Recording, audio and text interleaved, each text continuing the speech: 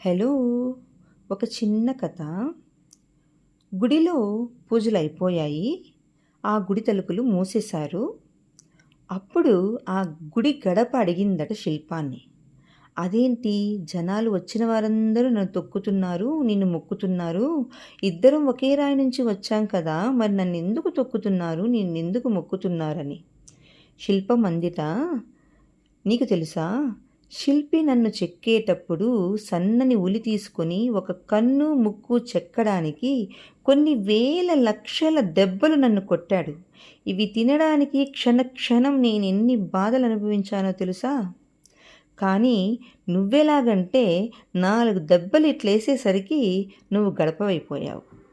నేను ఇన్ని దెబ్బలు తిన్నాను కాబట్టి, వాటికి ఓర్చుకున్నాను కాబట్టి, నా జీవితాన్ని శిల్పంగా మార్చుకున్నాను కాబట్టి, ఇప్పటినుంచి నా జీవితమంతా పూజలే.